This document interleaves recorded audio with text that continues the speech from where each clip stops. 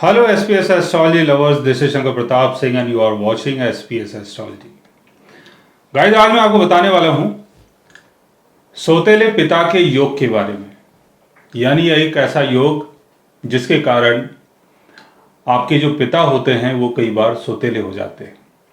यानी आपकी जो मदर है, हो सकता है कि उन्होंने दूसरी शादी कर ली हो, या फादर की बहुत ही अर्ली एज में डेथ हो जाती है, तब मदर को दूसरी शादी करनी पड़ती है, या किसी दूसरे इंसान के द्वारा जब हम पालित होते हैं, जब हमको पाला जाता है, तो उसको बोलते हैं सोतेले पिता।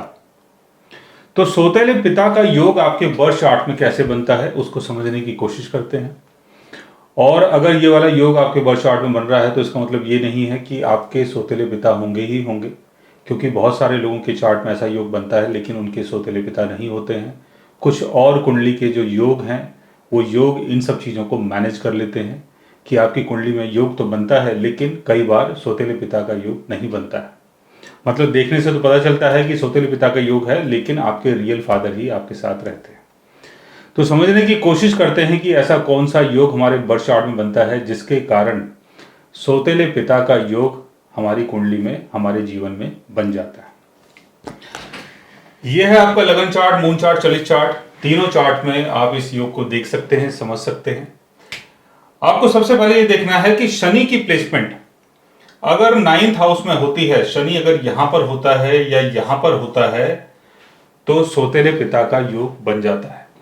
क्योंकि 9th हाउस और 10th हाउस को, दोनों हाउस को फादर का हाउस माना जाता है। कुछ लोग 9th हाउस को फादर का हाउस मानते हैं, कुछ लोग 10th हाउस को फादर का हाउस मानते हैं। 9th हाउस का लॉर्ड या 10th हाउस का लॉर्ड अगर शनि के साथ कहीं भी प्लेस होता है तब भी आपकी कुंडली में सोतेले पिता का योग बन जाता है। 9th हाउस और 10th हाउस के लॉर्ड्स अगर राहु या केतु के साथ भी प्लेस्ड होते हैं तब भी आपकी कुंडली में सोतेले पिता का योग बन जाता है। सूर्य की प्लेसमेंट अगर 8th हाउस में होती है, सन अगर यहां पर होता है या 12th हाउस में होता है तब भी आपकी कुंडली में सोतेले पिता का योग बनता है। वो इसलिए बनता है कि 9th हाउस का कारक होने के कारण सूर्य जो है 9th हाउस से 12th अवे है, तो इसलिए आपकी कुंडली में सोतेले पिता का योग बन जाता है। और 12th हाउस जो है वो लॉसेस का हाउस है, 8th हाउस भी लॉसेस का हाउस माना जाता है। और सूर्य अगर 12th हाउस में या 8th हाउस में होता है तो रियल फादर का लॉस होता है। दूसरा आपको यह देखना है कि आपके बर्थ चार्ट में अगर सन की प्लेसमेंट स्कॉर्पियो साइन में होती है, स्कॉर्पियो साइन में सन कहीं भी हो सकता है आपके चार्ट में, या पाइसिस साइन में, पाइसिस साइन में भी सन कहीं भी हो सकता है आपके चार्ट में, तब भी आपकी कुंडली में सोतेले पिता का योग बन जाता है। 9th हाउस का लॉर्ड अगर 6th हाउस में, 8th हाउस में या 12th हाउस में होता है तब भी आपकी कुंडली में सोतेले पिता का योग बन जाता है। 8th हाउस का लॉर्ड या 12th हाउस का लॉर्ड या 6th हाउस का लॉर्ड अगर 9th हाउस में प्लेस्ड होता है या 9th हाउस के लॉर्ड के साथ प्लेस्ड होता है, और 9th हाउस का लॉर्ड अगर अपने डैबिलिटेशन में होता है या कंबस्ट होता है, और सूर्य भी अगर आपका वीक होता है तब भी आपकी कुंडली में सोतेले पिता का योग बन जाता है।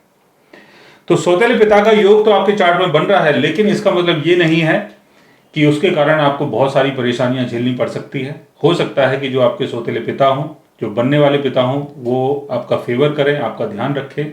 लेकिन अगर ऐसा योग आपके बर्थ चार्ट में बन रहा है तो सोतेले पिता का योग आपके बर्थ चार्ट में बनता है। लेकिन इसका मतलब ये नहीं है कि अगर योग बन रहा है तो सोतेले पिता का योग बन ही गया है, यानी आपके जो रियल फादर हैं वो आपको छोड़ के चले जाएंगे या उनका जो रोल है आपकी लाइफ से वो खत्म हो जाएगा। ऐसा नहीं है, क्योंकि उसके लिए और भी योग होते हैं, बहुत सारे योग होते हैं। लेकिन अगर कुछ भी ऐसा होता है तो उसमें कहीं ना कहीं ऐसे योग शामिल होते हैं जिसके कारण सोतेले पिता का योग आपके बर्थ चार्ट में बन जाता है। सो गाइस, आज मैंने आपको बताया एक ऐसे योग के बारे में जिसके कारण सोतेले पिता का योग बनता है और सोतेले पिता के द्वारा हमारा पालन पोषण होता है। अगर आप भी जानना चाहते हैं किसी ऐसे योग के बारे में तो उसके लिए आप हमारे चैनल को सब्सक्राइब कर सकते हैं। और अगर आप हमसे बात करना चाहें, कंसल्ट करना चाहें, पर्सनली हमसे मिलना चाहें तो आप हमारी वेबसाइट के थ्रू, हमारे ऐप के थ्रू हमसे मिल भी सकते हैं, बात भी कर सकते हैं, और गाइज आप हमसे कंसल्ट भी कर सकते हैं। So guys, take care, love you all and good bye.